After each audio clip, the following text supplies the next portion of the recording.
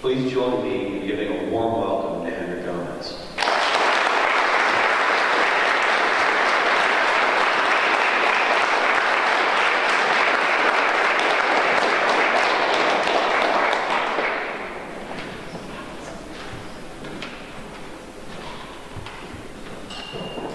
How's everyone doing? Thank you so much for the warm welcomes.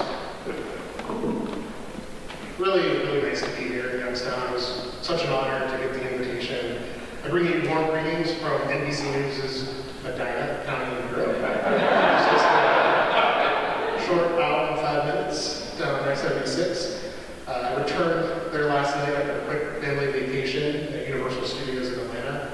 Now, if you're following the early machinations of the presidential race closely, and if you're in particular following the campaign or quasi-campaign of Ron DeSantis, please don't interpret our family's decision to vacation at Universal instead of Disney as some sort of political stand.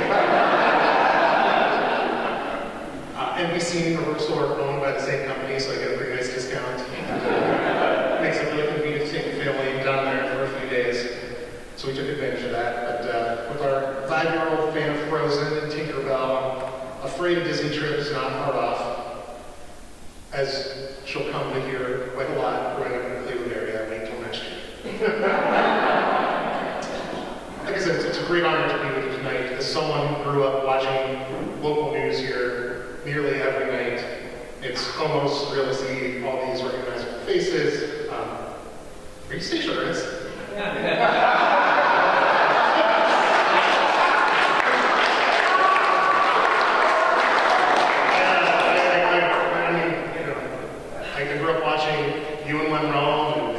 Stan Boney. Stan's not here, but I've run into him a few times, actually on the campaign trail now that he's anchorman, reporter, weather, sports, he probably does everything. But when I was growing up, Stan did the weather, and he did like the hat of the night feature. And we would, like my family, would gather around the TV to see what hat Stan was wearing that night. So hats off to you, Stan, wherever you are. Hope to run into you again soon. I mean, Stacia Curtis, Glenn Stevens, Tom Holden, Bob Black, Jim Marinelli. I mean, these are the names and faces I remember growing up, and really just watching them, present the news every night helped to, feed my curiosity and my interest in journalism. Is Paul Gaines here? I heard a rumor that Paul Gaines is going to be here, but I'm not sure I see him in the crowd. That's too bad. It's okay, Paul. You took one for the team. Everybody who grew up in the Mahoning Valley around a certain time knows, yeah, you got me, Jeff. It took a while. I got to work on my community time. Someone got the Jeff. If you grew up in the Mahoning Valley at a certain time, you know the legend of Paul Gaines. And you listen to true crime podcasts these days, you know the legend of Paul Gaines. And I had to keep that joke in the radio he's not here because I'm trying to add the time. They told me when they invited me in, first they said speak for 45 minutes, which that's way too long. Then they said I could knock it down to 30 minutes, but to fill that I'm going to have to draw on this technique I've learned by being at all these rubber chicken dinners for politicians. Whoever has the MC job looks out at the audience and they read the names of everybody they recognize. Lindsay, from calling.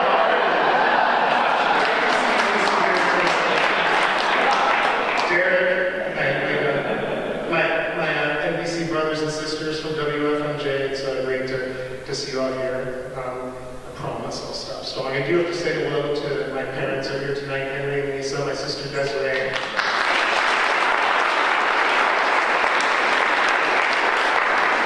My mom is the reason I became an avid reader, which is why I suppose I gravitated toward writing. She subscribed to book clubs back before Dolly Parton made it easy and affordable, and she'd read to me often. My dad, taught me how to read a box score, and that was my gateway, I think, into newspapers. It wasn't long before I was devouring the latest news on Pat Darrow and Ron Burberry with the same level of interest as I had for Joe Carter and Tom Candiotti.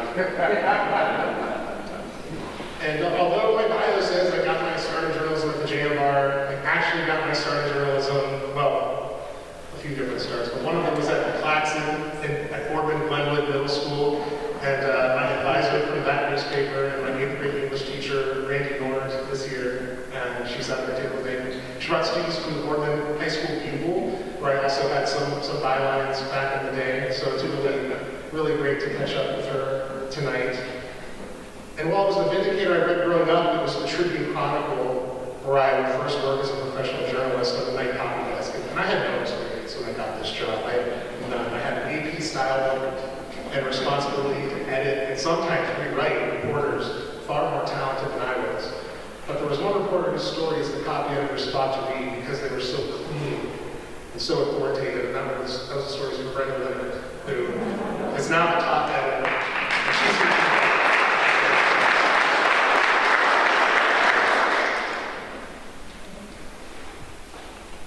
all right, well, that's what my editors would say disapprovingly is a long throat clearing before getting into the actual meat of the speech. But now that I've gotten that out of the way, I have to say that it seems appropriate because when they asked for a title for the speech, I didn't really know what I wanted to talk about, so I just kind of gave them the first thing that came to mind, and that was how Youngstown prepared me for a career in political journalism.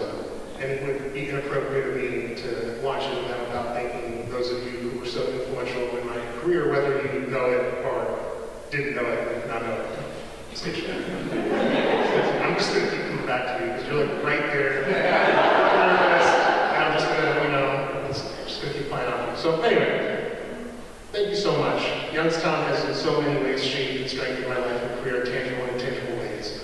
It's funny, and my parents still joke about it, but my first real experience in journalism was writing movie reviews for something called The Kids Ed. I think it's called Owning County Parent Magazine, or I don't even know if it still exists, but I was in the 3rd grade, the paper was distributed for free at school, and they were calling for young movie critics. So I earnestly replied with a review on the long-forgotten Yahoo series movie Young Einstein. The Kids Ed published it. I asked if I could do more. They said, why not? At 8 years old, I was getting regular bylines. It was around that time that I started telling people that I wanted to be a movie critic when I grew up. But if that didn't work out quickly, I would settle for being president of the United States. Dream big, my parents said. It helped that there were politicians in our extended family. My mom's Uncle Bill was a local judge, and somewhere in an old scrapbook I have the re-election campaign poster I made on our old dot matrix printer. And I can still picture the gigantic Joseph Hauser for Boardman trustee sign in that front yard. Joe, Bill's son, my mom's cousin, is here tonight with his wife Nancy, and it's really, really nice that they came out and great to see them. But the most dominating force in the local political scene back then was, of course, our congressman, Jim Trafficant. Jimbo informally, James A. Trafficant Jr. in the clunky, more staid newspaper style that I had to correct in many reporters' copy, but not my risk at the Tribune Chronicle. And I've told the story before, including to George Nelson, who smartly used it as the lead, his very kind write about me in the Business Journal, but I'm going to repeat it here anyway.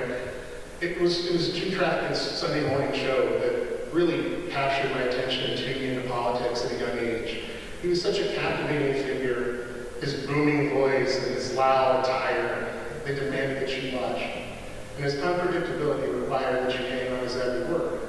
You never wanted to miss something colorful, something crazy. And with Jimbo, there was always something around the corner. Neither of my parents were particularly political. My mom's a nurse, my dad's a letter carrier. We're family of workers. When we talked politics around the dinner table, the conversation was mostly shaped by the events that were going on in the world around us. The fall of the Berlin Wall, the first Gulf War, the OJ trial, basically every 1990 story that you're now seeing in a limited series on Netflix.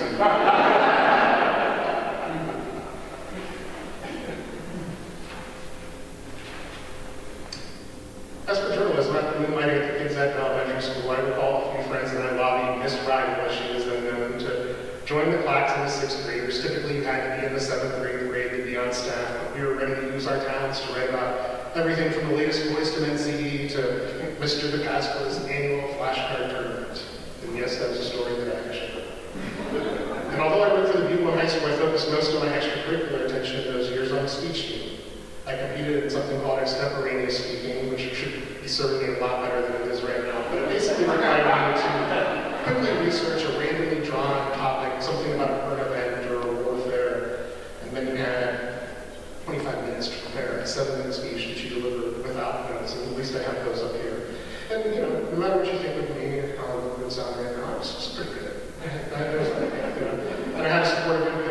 Eric Simeon somehow knew how to get the best out of me. And at the time, I saw speech and debate tournaments as my training ground for what I assumed would be a career in politics and public speaking. I started at YSU as a political science major. I wanted to stay close to home. It's great. I could stay in my childhood better. And I wanted to help Simeon coach the speech team on the weekends. So I've mentioned how impressionable local TV celebs were to me. So imagine my delight at orientation when I saw Dr. Bill Binning manning the political science department's information table at orientation. I joined the Model United Nations team, began volunteering for campaigns. Suddenly, the college level, Youngstown education, it was in full swing in more ways than one. On my first day, staffing a local candidate, the candidate met me at his front door. I was thinking about this the other day, it still rattles me. Can you drive? He asked, as he nervously peered out of the street. I came home with 4 slashed tires last night. It's important to note here that YSU did not have a fully accredited journalism program at the time. I'm not sure if I would have been more into the idea of professional journalism if there was one. But sophomore year, I registered for an intro-level news writing course, assuming it would be an easy A. And a way to keep my writing skills sharp for all that political speech writing I'd be doing soon. But Alyssa Briggs, then Alyssa Wemhoff, changed all that. She was a former investigative reporter who chronicled some of the Valley's Cup players in her days at the Trib. And she challenged me like few other professors ever had and ever will. Far from the cakewalk I was expecting, Alyssa's class was an intensive and immersive experience. After teaching us a few of the basics, she turned us loose, set us off on our own to record our own stories. To those of us she saw something and she began urging us to call Lisa Solly or Guy Codiella of the Trib to offer our freelance stringer services. And I know Guy, I called you and Lisa several times and you guys didn't call me. That's okay. She eventually hoisted me off on Doug Chapin on the copy desk, and the rest, as they say, is history. But I got to know Guy very well too, and he was also one of those people that inspires young reporters and knows how to get the most out of them. And it's great to catch up with you tonight too, Guy, so thank you. But Alyssa was working at the same time hard behind the scenes to develop the YSU program into a fully accredited major. And she wanted me to be one of the first students to sign up. She wanted me to forsake a life in political campaigns, something that she knew something about herself. And joined the newsroom. And this was 2000. This was just before Bush v. Gore. Ohio was the most pivotal swing state in the country at that time. I had just volunteered on a successful local campaign, and no more tires were slashed as far as I know. But Alyssa was persistent, and her background inspired me. And soon I had that night shift with the Trib on the copy desk, and I joined the staff at the Jam Bar, and I added that second major. But if Alyssa's classroom was the spark, the Trib newsroom was the fire, and I was thrown into it very, very quickly and without much seasoning. I worked nearly every night with professionals, old school reporters like Joe Gorman and Chris Bobby, and of course Brenda, Doug Chapin, the copy desk chief I mentioned, who took me on Alyssa's recommendation, basically anything else. And of course there was Guy Logan, the night editor, who ran the night desk like it was the show. That's what he actually called it, the show. And everyone who wrote the night shift was a cast member. They all had their own little bits and roles that we played. I was a cast member on the show, and it was irreverent, it was nutty, and it got some of us in more trouble. We should have been in on more than one occasion, but it was also a hell of a lot of fun. When I was 19, 20 years old, working at a daily newspaper, and on top of it all, they let me go make the hot dog shop run for them on Friday nights. And didn't give me enough money on that. No, I'm not going to name names on them. But I wanted to be where the action was, and I wanted to be a reporter. And for a while, it didn't seem like the Trib was interested in making room for me in the reporting ranks. I was still a student at YSU, so I applied for a Vindicator internship with my man Ernie Brown over there. They were very interested, and they set a date for me to come to an interview. Like, Dad usually gives really good advice. I go to him before I make any major life decisions, like, you owe it to your bosses to tell them that you're going to be interviewing with a competitor. I don't think they're going to see it like that. Okay. So a guy named Frank Robinson was the editor of the Tribune at the time. Frank was very, to me anyway, intimidating person. Had this thick, laconic Appalachian drawl, and I'd do the right thing. I'd go tell Frank, hey, I just want you to know, I'm going to try out for the Vindicator internship. next week. Just thought it would be a professional thing to tell you, I love working here, but this is, I want to be a reporter, and this is an opportunity to be a reporter. So he calls me in his office a little later, a couple of the other editors. Guy, I don't know if you remember, no Lisa was, but he looks at me and he's like, what day is that Vindicator trial? And I told him, I was looking at his calendar for dramatic effect. The day before will be your last day. And it was intense and it was uncomfortable, and I wasn't really happy about it. But I thought I was being transparent. I thought I was being honorable. I know Ernie wasn't happy about it because I called him the next day and said, "Hey, try out something." But the upshot is, it forced Frank to put me in the rotation as a reporter, and I started covering city council meetings, village council meetings. I think they were called then in Newton Falls, which at the time was an unusually active political hotbed with all this discontent. It still is. That sounds about right. They still the code then was meet me at McDonald's if you want the scoop. So I got to all my first scoops at the McDonald's on the 530 floor over the beautiful covered bridge. But I began pitching enterprise stories, including sidebars to our coverage on the trial of Jim Traffic, who by that point was on his way to prison and out of Congress, convicted of corruption charges and banished by his colleagues. One evening on the night shift, the receptionist forwarded to me a call from a young state senator named Tim Ryan. He wanted his own town paper to have the scoop. The next morning, he officially declared his run for Traffic's congressional seat. I got myself a nice front page bio out of it. But no one gave Ryan much of a chance. They all kind of thought he was ridiculous, standing on these street corners in East Market Street with big green sandwich boards and t-shirts. And everybody thought this guy named Tom Sawyer, who was an incumbent Democratic congressman from Akron, was going to win the primary. They had drawn these congressional districts into one. They're trying to figure trafficking. Ohio had to lose 2 congressional seats, so they put trafficking and Sawyer in the same district. And no one gave Ryan a chance. And I guess on a side of how my stock had risen at the trip, they sent me on primary night to Anthony's on the River downtown, Tom Sawyer's victory party. I was going to be the one there chronicling Tom Sawyer's big win. We're sitting there waiting. And I don't know if there were, I even had a cell phone then, it was 2002. I might have been asking the bartender to borrow the house phone, but Sawyer wasn't showing up. He was getting really late. And turns out Tim Ryan was on his way to a stunning upset in the primary. And by the time we got somebody to his party over in Niles, he was already celebrating some probable underdog win.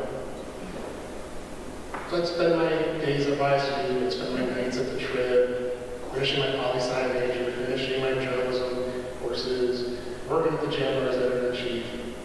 I became known for editorials there that the university president really didn't like. Summers were for internships. I did one at the Indianapolis Star.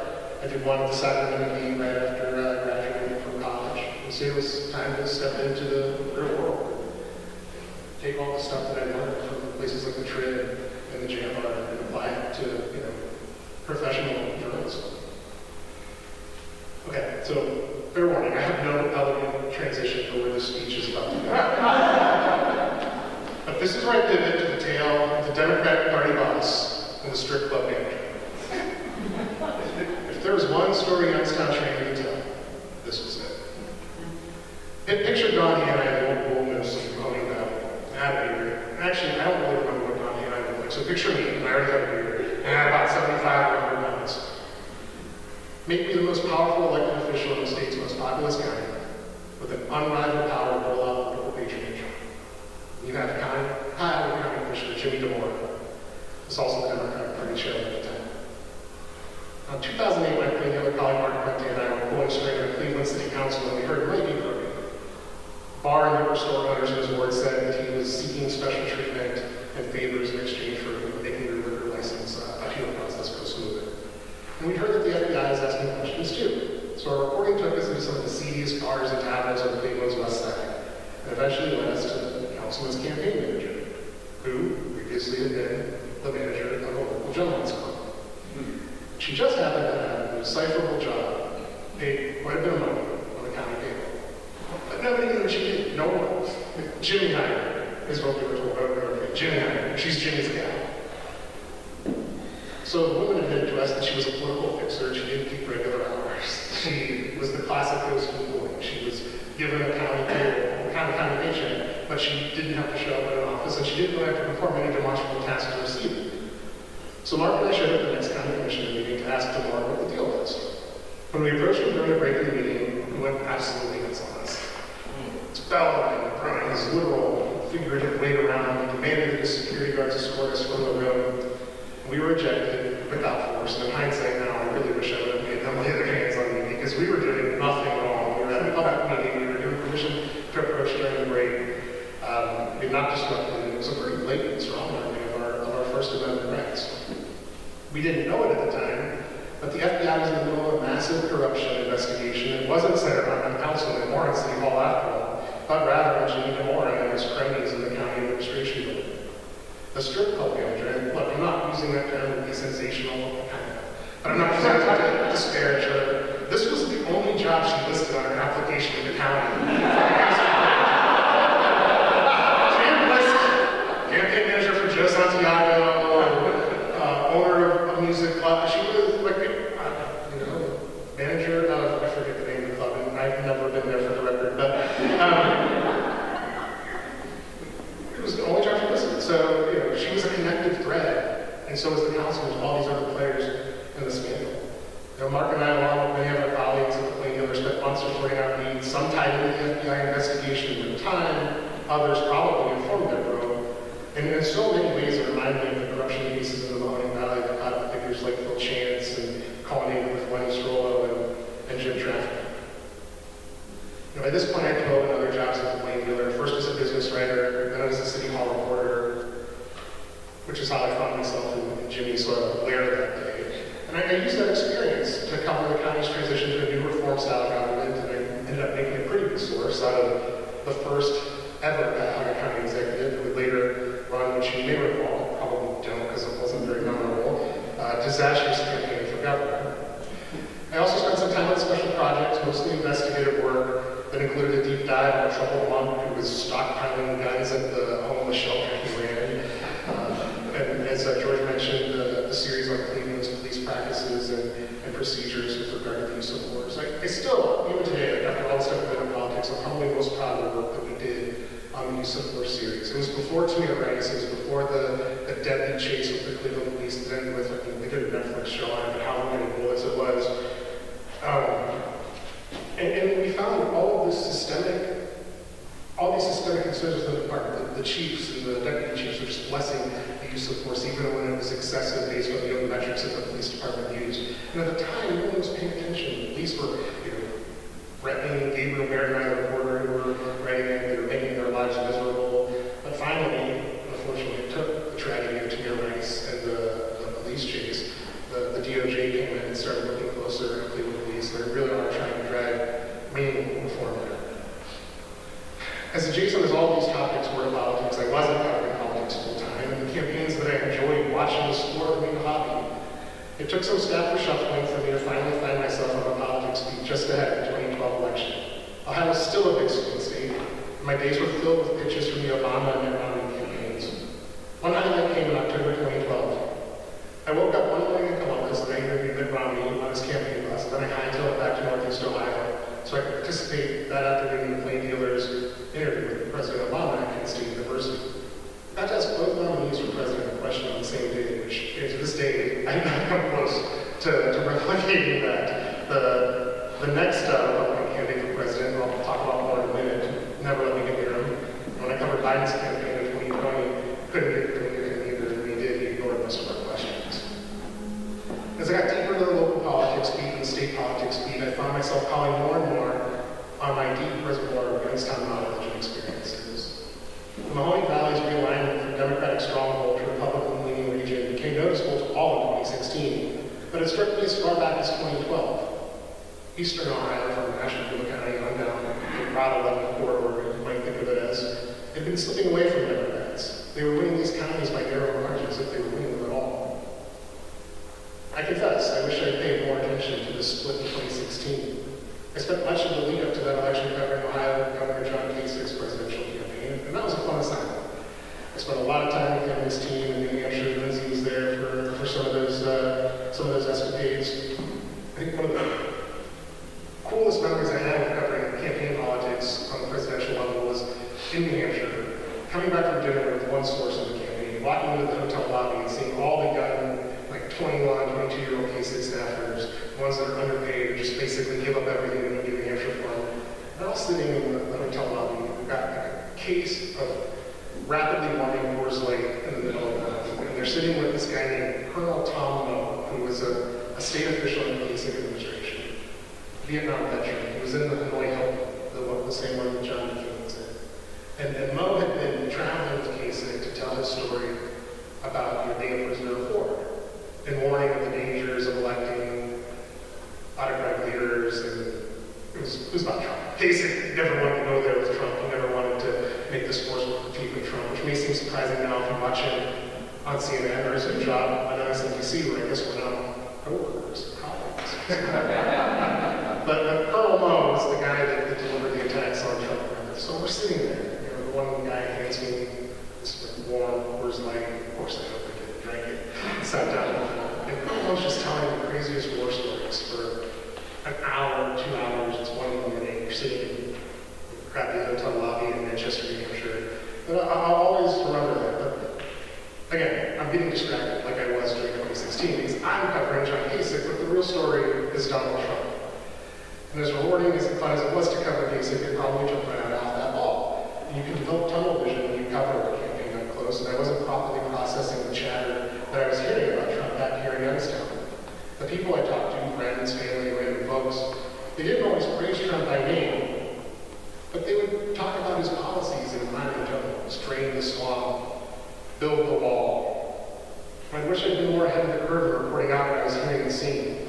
But I, like so many others in journalism and politics, and honestly even Trump himself, because it's been reported he didn't think he was going to win that election. We looked at the polling and we all assumed Hillary was going to win.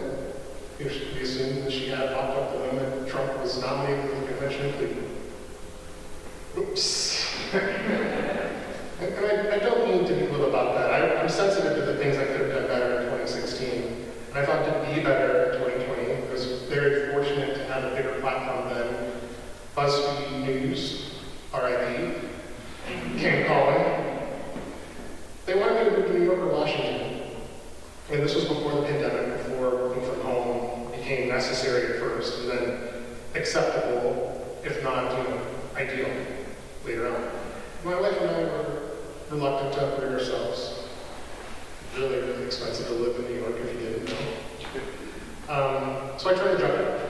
But after some back and forth, they kept coming in, like, what if we can work this out where we say we've hired this reporter and he's going to be based in the Midwest and he's going to cover politics all over, and he comes from Trump country, so he understands Trump country. I'm like, well, that sounds good. Maybe I can get, a PR person to work on the language. But they said that they're being counter, said you can't hire just one employee in Ohio. It'd be onerous for tax reasons if you have only one employee in Ohio. So I sent Ben Smith, editor-in-chief, a link on how to register as a lobbyist in the state of Ohio. And I gave Ben a better idea. I just called somebody in the Department of Taxation himself, rather than rely on the CFO. I said, hey, I want to hire this guy. Didn't mention my name, thankfully, because they probably would have said no. But my lawyer tells me that it's going to cost a lot of money to just have one person working in the state. I assured him it wouldn't be, so I got the job, spent the next 4 years covering national politics for BuzzFeed. Great job. It took me a lot of interesting places. First on the Trump campaign trail. I find myself on more than one occasion expensing $25 cocktails in the lobby bar of the Trump Hotel in D.C. Applying sources close to the then president with booze. Once was almost thrown out by friends of Don Jr. because I tried to film a fist fight with my iPhone. But as 2020 drew closer, I shifted to covering the Democrats. And I spent about a month on the road with Sherrod Brown. Ended up wasting a lot of time in that way. And I got a nice full circle. One night while sitting in a South Bend hotel room on an assignment related to Pete Buttigieg, I got a tip that Tim Ryan had been declaring his candidacy for president in days. That tip may have come from somebody in this room, but I've been sworn to secrecy. So I made a few more calls, confirmed the tip, and fired out the scoop. A few months later, I'm in Manchester, New Hampshire, following a bunch of candidates around, and Tim Ryan happened to be at this event. And at a news conference Ryan was doing, I spotted this familiar-looking little guy off in the corner. Up to him, hey, aren't you Michael Morley?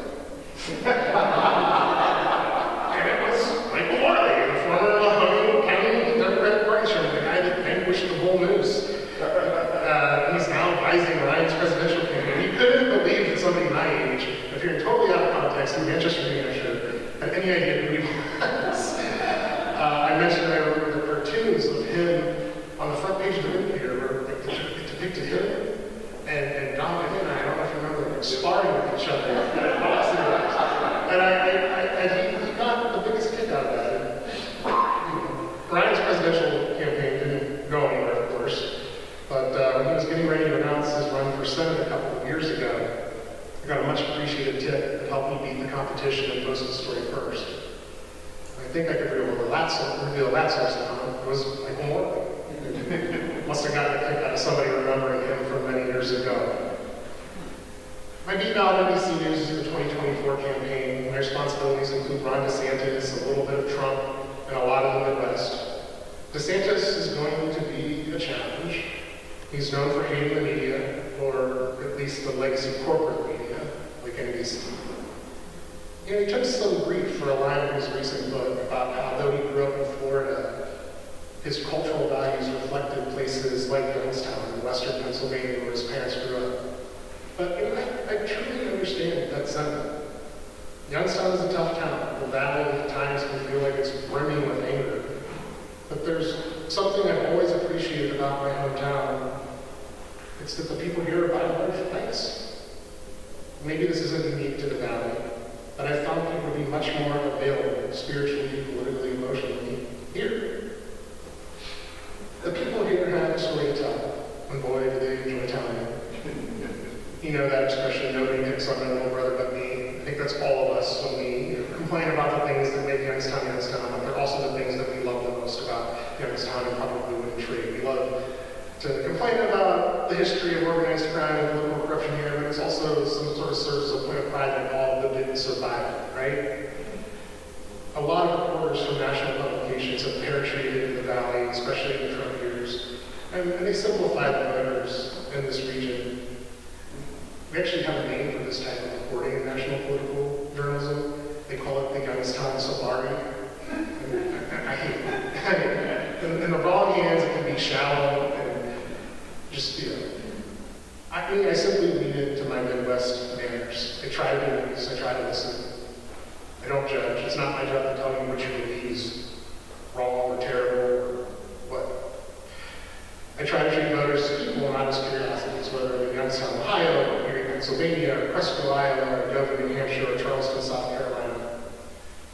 I was talking with an Ohio State senator the other day, and we recalled how when he was a college Republican at Ohio State, he'd driven me from that interview with Romney that I mentioned back to my car. And I joked to him that the sure path to success in Ohio politics is driving it somewhere. This isn't meant to be like, you know, I'm not like a diva, I don't expect to be driven. But a lot of times when you're covering a campaign, you know, the campaign will make a driver available so you can get to more events or so that you can leave your car behind and hop on the bus and do an interview and then get back easily. And my drivers will include the state senator, the guy who managed Mike DeWine's re-election campaign last year, and the guy that's currently the executive director of the Republican Party. And these are all people that still talk to me and still call me with tips or still, you know, cooperate with me when I have a question. And I'd like to think it's because when they were in these entry-level rent jobs, driving some loser like me around, I treated them with the same respect that I treated the candidate that they work for. I was interested in who they are and what they wanted to do with their life. And now that they're doing really, really good things with their lives, they're still talking to me, which I consider, you know, testament to being a good reporter who listens and who treats everybody, you know, with fairness and treats them as equals. I found that you can do a lot by being a human being. You know, one of the best pieces of advice I ever got from that editor was, don't be an asshole. and I clean that up a bit and make it a bit more positive. Be a human being. Whenever I'm invited to give remarks, I usually make some self-deprecating rant about how reporters don't like talking about themselves. And as you've seen, I've just gone on 20 or 30 minutes doing just that. It was pretty fun. So thank you for indulging me. But if I could be serious and earnest for just a moment, I wanted to mention that as resilient as we believe a free press to be, our free press is also never soon more fragile. American journalists are being jailed, and sometimes worse, when on jobs in foreign countries. And we're being undermined and ridiculed here at home. Fake news has become shorthand for a story that someone subjectively does not like it. Politicians and the people who work for them will call an editor to work the refs and get a reporter in trouble, or demand corrections for things that weren't false or weren't inaccurate, they just didn't like. Local news is hurting, struggling to keep the lights on, literally and figuratively. It's great to see places like the Tribune still doing so well, and the Vindicator being able to at least carry on the brand name under the Tribune umbrella. But you all face challenges. It's tough. Legislation is passing through city councils and state legislatures with far less scrutiny because there are fewer reporters who are working and doing the job. And I realize I'm lucky to work for a large organization that has the firepower to cover politics both as policy and as sport and cover a bunch of other things as well. But I'm saddened to see once proud regional dailies waste their time on ranking chicken wings and fast food fish sandwiches and clickbait that readers can find just about anywhere else. You know, it's because we're devoting too few reporters to beats that actually make a difference in people's lives. And I don't like to be that guy that says, subscribe to your newspaper, that'll make a difference, or, you know, write a check to the local nonprofit news that just started up. Although Tom Breckenridge and I would really appreciate it if you did some checks to those types of organizations, wouldn't you, Tom? But it's also going to take a lot of us who work in the business to take seriously our responsibility to the readers and fidelity to the truth. I mean, I realize these sound like platitudes the minute they roll off my tongue. I know. But I still love this job. And every time I have the opportunity to do something different in some other field, it becomes very hard for me to picture myself enjoying it. This is a job where you learn something new each day. How many other jobs can you really say that about? As long as I can do this job well, I want to do this job right. And that may seem like a distinction without a difference to you, but it's not to me. And so to the place that played such a huge role in my life, the place where I came of age reading Bertram D'Souza and Mark Paquette and David Skolnick, and watching Glenn Stevens and Tom Holden and Lynn Rome and Stacia Harris, and learning from Randy Nord and Alyssa Briggs and Bill Binning and Guy Covgello and David Porter and Keith Leapack and aspiring